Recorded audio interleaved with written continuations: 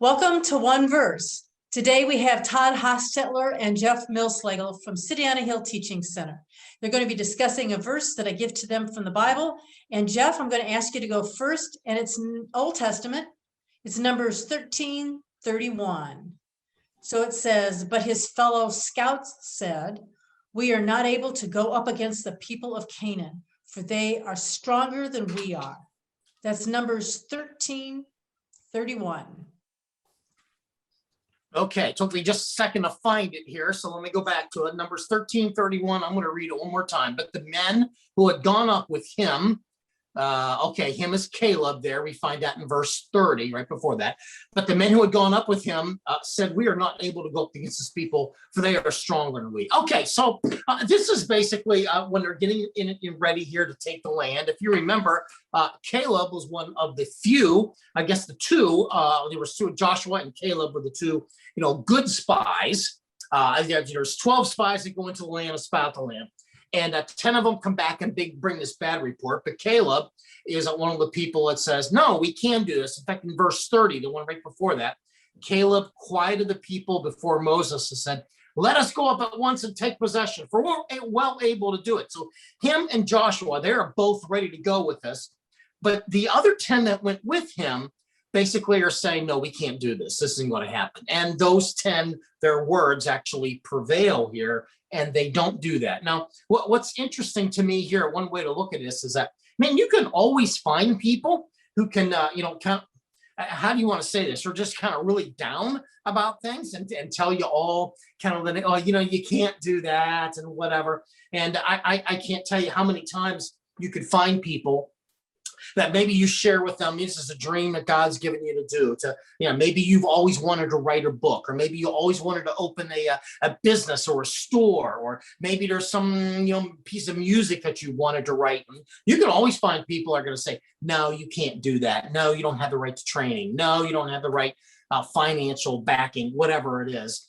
And it's intriguing to me how Caleb and Joshua are the only two people that said, "No, we're going to be able to make this happen."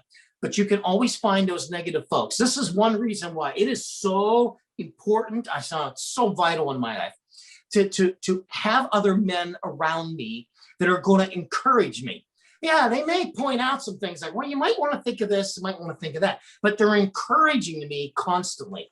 That's what you need to have in your life. You can find discouragement anywhere. You need to look for the people who are going to encourage you and challenge you and push you and let you know that, yes, you are going to stand with God. You are going to walk through and do the thing that he's called you to do. This is one of those, and again, just one verse. You really kind of need to look at the context of this to get a better understanding of what's going on. So, all right, Todd, go ahead and see you can clean that up for me there. Nope, you're right on target, Jeff. I guess what I would add to that is, when you read through, as Jeff said, you have to take it in context. And if you go down a little bit further, you do see that those men who brought those 10 spies who had the bad report, what they essentially said is they looked and they saw and they said, "Hey, there's giants in the land. We're nothing but grasshoppers in their sight." So they spoke how they believed or how they saw themselves. So this is the question. What is it that you see? When you look at your life and you look at things, are you looking and seeing yourself as an overcomer in Jesus Christ? Or are you seeing yourself as someone who has been overcome by life and overcome by life circumstances? You need to change the way you see. You need to see yourself through Jesus Christ. So that's one thing. But here's something else that we get from this. We have these 10 spies that gave the negative report. And as Jeff accurately said, they gave a bad report and they did not get to go into the land. But they spoke something that was negative. And because of what they spoke, only Joshua and Caleb, from all those who are alive at this point, those are the only two who spoke positive, who entered into the promised land or the promises of God. But here's the thing. Because of that negative report, when you speak negative things, it doesn't just impact your life. It impacts the lives of those around you as well. If you go to the book of Deuteronomy in the first chapter, it says in verse number 28, "Where can we go?" So this is Israel speaking. "Where can we go? Our brethren have discouraged our hearts, saying the people are greater and taller than we are. The cities are greater and fortified up to heaven. Moreover, we have seen the sons of Anakim there." So the people are saying, "Hey, look, what can we do? We've already heard.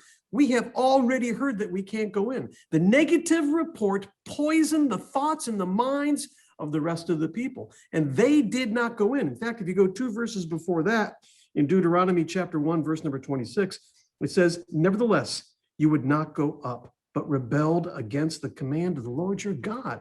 So we know from the book of Deuteronomy that because of the negative report given by those 10 spies, they did not enter the promises, but they also influenced and discouraged the hearts of others who did not go in. In fact, their negative report led to the people disobeying God, and it was to their own detriment, and they lost out. So think about the things that you're saying and what you speak as well.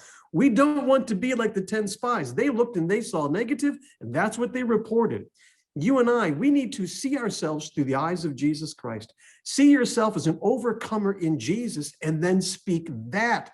Speak it because it's going to influence your life so you can walk into the promises of Jesus Christ, but it will also influence the lives of the people around you as well. A lot to learn from whether we're going to be one of the 10 negative spies or spies that speak because we see ourselves as overcomers in Jesus. Jeff, why don't you wrap it up for us?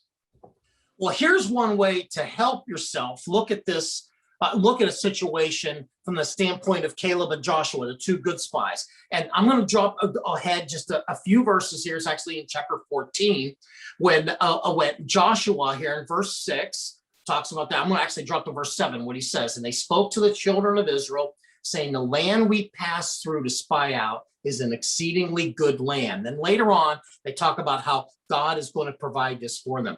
Here's the difference. You have looking at it this way, and it's all bad. It's rough. There's big giants in the land. It's going to be awful. Looking at it this way, the land's good. But you know what's on this side? The promise of God that's going to restore us and take care of us and protect us. So yeah, we don't care about the giants in the land because the Lord is going to be there and protect us because he's promised this to us. So anyhow, it's another one of those great lessons about, don't speak negative in your life and look at things from the positive standpoint of what God has promised you. So that's another example of something you can pick up here in the Old Testament. I love it. Anyhow, this is one verse. Thanks so much for watching. We will see you next time as we spend another 10 minutes or so into God's Word.